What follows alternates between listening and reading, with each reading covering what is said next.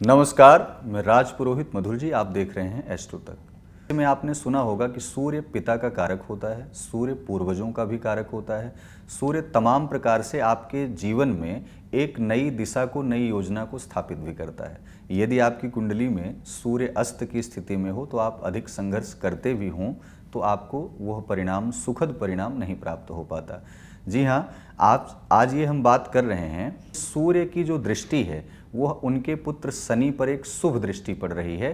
तो इसमें कुछ राशियां जो है वो अत्यधिक लाभान्वित हो रही हैं, यानी लाभ की स्थिति में आ रही हैं। इस सूर्य और शनि के प्रेम की युति में कितने दिनों तक लाभ होगा, वह कौन कौन सी राशियां हैं, उसी के बारे में यह पूरे वीडियो में बताया गया है। आप ध्यान से सुने।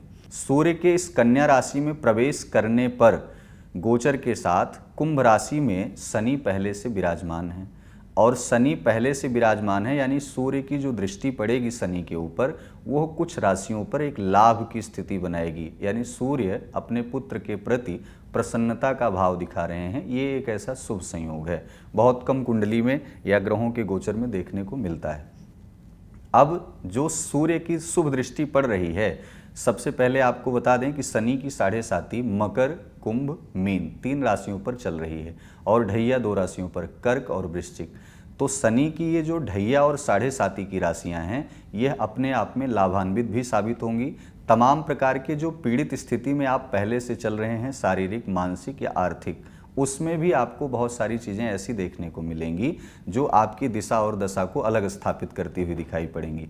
तो पहली राशि, इसी में आपको हम बता दें कि कन्या राशि में जब सूर्य का परिवर्तन होगा तो कन्या राशि की स्थिति क्या होगी।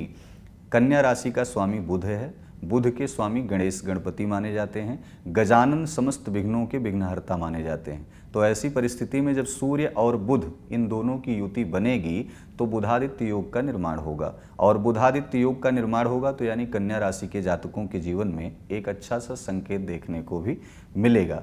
आप किसी भी प्रकार की अगर नौकरी के लिए प्रयास करते हैं, कोई नया व्यापार आप स्थापित करना चाहते हैं, या फिर आप नई योजना किसी भी दिशा में ले जाना चाहते हैं, तो वो साकार होती हुई कन्या राशि के लिए दिखाई पड़ेगी।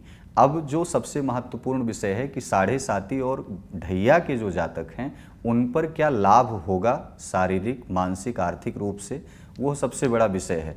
शनि के ऊपर सूर्य की शुभ दृष्टि से वास्तव में 7.5 के जातकों के जीवन में आर्थिक रूप से लाभ की स्थिति बन रही है। आर्थिक रूप से लाभ किन किन राशियों पर है?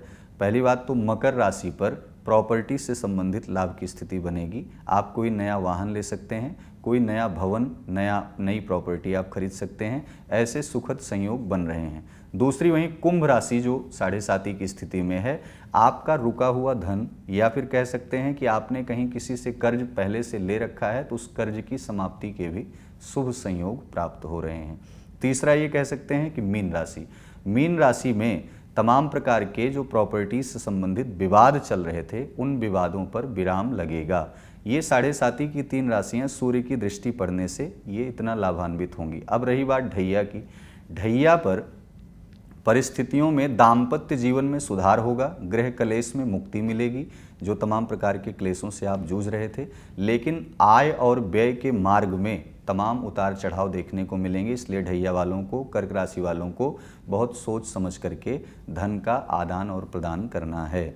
वहीं वृश्चिक राशि के जातकों के जीवन में ऐसा किसी भी प्रकार का वार्तालाप, प्रलाप या आपके द्वारा कोई बोला गया शब्द या अप्रिय भाषी अगर आप बनते हैं तो विवादों से बहुत ज़्यादा उलझेंगे।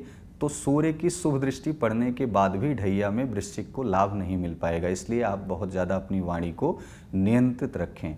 इन 5 राशियों के जातकों के जीवन में तो जो शुभ प्रभाव, दुष्प्रभाव पड़ रहा है वो तो है ही। अन्य जो राशियां हैं, यानी कि कन्या में सूर्य के प्रवेश से बाकी की 11 राशियों के जीवन में तमाम प्रकार से जो और अन्य नैतिक, अनैतिक क्रियाएं हैं या उनका क्रियाकलाप ऐसा है जिसका दुष्प्रभाव ऐसा पड़ रहा है, सूर्य के इस आगमन से कन्या राशि में विघ्नहर्ता गणेश आपके जीवन में कल्याण करें। आपको एक खास उपाय करना चाहिए। उपाय क्या है? गणपति को चतुर्थी के दिन, यदि चतुर्थी और बुधवार दोनों एक साथ हों तो अपने आप में वो बहुत ही अच्छा माना जाता है। लेकिन अगर बुधवार नहीं मिल पा रहा है तो चतुर्थी के दिन दूर्वा की माला बना करके भगवान गणपति को आप चढ़ाएंगे तो इस सूर्य के परिवर्तन से, कन्या राशि में सूर्य जो परिवर्तित हो रहा है, इससे अन्य संपूर्ण राशियों के जातकों के जीवन में भी अच्छा प्रभाव देखने को मिलेगा। जाते जाते एक आपको अंतिम में एक महामंत्र के रूप में आपको बता दें, ओम एकदंताय विद्महे वक्रतुंडाय धीमहि तन्नो दंती प्रचोदयात्। इस महामंत्र का जप करते हुए यदि आप शिवालय में भगवान गणपति के मंदिर में जाकर के भगवान गणेश का पूजन या उनका दर्शन करते हैं तो इस नक्षत्र, इस ग्रह के परिवर्तन से, राशिगत परिवर्तन से आपके जीवन में जो दुष्प्रभाव पड़ने वाला है वह कहीं न कहीं एक अच्छी दिशा में अच्छा प्रभाव पड़ेगा। ऐसा जरूर करिएगा। ऐसी ही जानकारियों को प्राप्त करने के लिए आप हमारे साथ एस्ट्रो तक पर बने रहें। नमस्कार। एस्ट्रो तक ऐप पर आपको मिलेगा भविष्य से जुड़े हर सवाल का जवाब।